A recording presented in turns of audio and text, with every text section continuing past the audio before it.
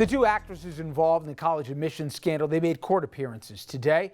I'm talking about Felicity Huffman and Loughlin. They are facing felony charges for allegedly paying bribes to get their daughters accepted to elite schools.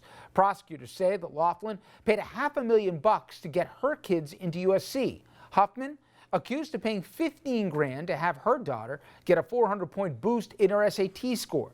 Neither actress offered pleas today, and they were released on bail. Multiple reports are saying that the prosecutors want jail time for them if they are convicted or, in fact, plead guilty. I should mention, dozens of other people have also been charged in this probe. I don't know why, Mayo, but for me, not that I'm minimizing this because it's so shocking, but I didn't think we were looking at real jail time here. But you listen to the judge. I mean, he made it a point for the world to know he wants to see those two ladies let up into the pokey. I mean, I thought that this was going to be a misdemeanor, or I thought that there's be major fines involved. I thought the kids would have been expelled from the schools or have their acceptances rescinded or whatever else. But I didn't think they'd see the inside of a jail. Now, I don't know if they will, but nonetheless, do you think that's going to be how this will end for the parents? Let's start with them. I tend to doubt it. I think that, well, some of them possibly. It depends on what was done, okay? When you're falsifying the exam and you're paying money to clearly change your child's score, then that's one thing, and there's a certain level of culpability there. I don't know that it's a jail case, and I think that lots of times when we see celebrities, we tend to say it should be jail, you know, whether it's Jussie Smollett, whether it's these people, or it could be anybody else, take your choice. But it doesn't necessarily mean it should be jail. Lots of times there are things that are a lot worse than jail, actually. Probation, if you're on probation, you can't leave the county that you're in without permission from the court or permission from the probation department. So sometimes that's more onerous than going to jail for a period of time. You think it deserves jail, what they did? Well, the problem is that everybody looks at a case like this. All eyes are on a case like this, and people have this suspicion that there are two justice systems, one for people with money and one for people without money. So when people watch this, if these people are eventually, if they pay a fine and they walk out and life goes on like normal, they'll say, how about me? I mean, just because I'm not rich.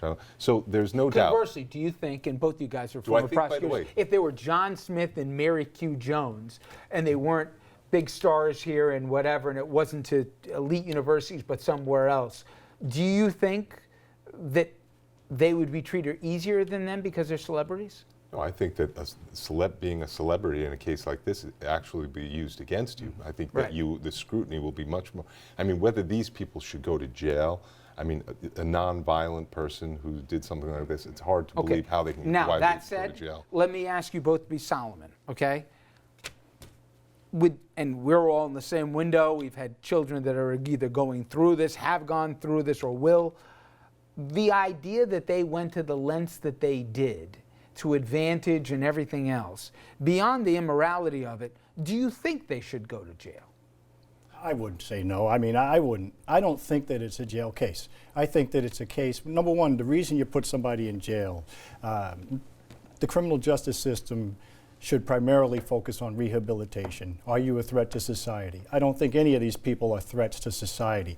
I would think that more, they certainly have stolen some of the integrity from the social fabric. But if you follow that logic, though, white-collar crimes, and certainly, God knows, after 2008, nobody went, and I could argue the crimes that they did destroyed more American lives than, you know, somebody that did a drive-by down a block, some of these guys. I would certainly look at how many lives have been damaged, but when you're looking at here relatively few, maybe one, I don't think it's a jail case. And if they weren't, would you agree? Would you want them? I think it's difficult to find why anybody has to go to jail unless there's a violent crime involved. I mean.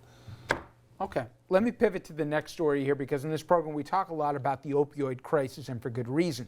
There are hundreds of active lawsuits against drug companies accused of falsely advertising drugs that turn out to be addictive, in some cases deadly. Now, states and counties throughout our area are involved in several of these suits. Purdue Pharma, that's the maker of OxyContin, is the focus of several of these cases. Now, as a primer, back in 2007, several executives pleaded guilty to criminal charges, admitting that the company misled regulators, doctors, and patients by not being upfront about the risks of addiction. The company also agreed to pay $600 million in fines.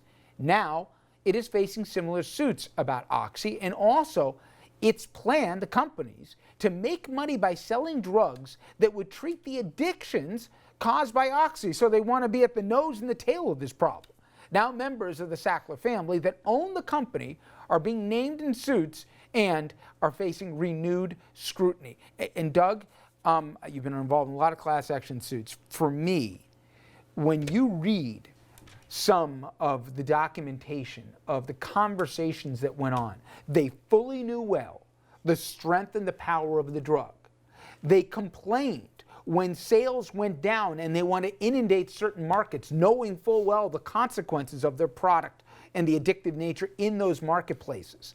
And then when they said, well, maybe they're going to clamp down on the availability or ease of our product getting into these hands, why don't we treat the addiction? So you can't plead to me that you didn't know how bad your product was when you said, well, you know what? After we get them hooked, let's make the money on the backside by treating them for the addiction. I mean, I would think in your world, this is, if not open and shut, that this gives you everything you would need to prove intent and knowledge and recklessness on the part of, in this case, the defendant.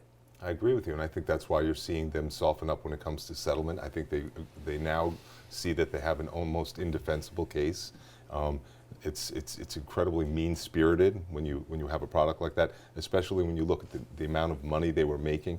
I mean, the fact that somebody is addicted and is that goes with the opioid, but when you have an actual plan of somebody making it at one end, flooding a market, and then getting them on the other end to try to get them off the opiate, it's pretty despicable. But people can't believe these things until they actually see the emails and documents.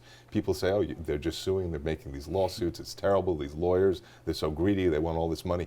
If you didn't have lawyers working very hard, and believe me, they didn't just turn over these documents, they had to fight like hell to get them. And when they finally get them, they say things like this, it's unbelievable. And it's not some middle-level manager that never met each other. These are people from the same family, multiple generations of the Sacklers, that consciously were complaining, even though they're making hundreds of millions of dollars, they weren't making enough, they weren't making the numbers. How do we profit more off of this? I mean, it is stunning, Mayo, that people think this way and they plan to monetize it. I mean, maybe I shouldn't be shocked anymore, but I was when I read this. Well, again, you look at this, you look at Boeing, and you have a big move to deregulate everything. And this is exactly why we have regulations. And if we go back to what we were talking about earlier, in my estimation, there ought to be a criminal component to this, because if they knew that this was going to lead to people's deaths and that it was going to lead to their illnesses and lifelong addictions, and they fraudulently put this product out there, it shouldn't be, this is not the type of a case that should be limited to civil liability.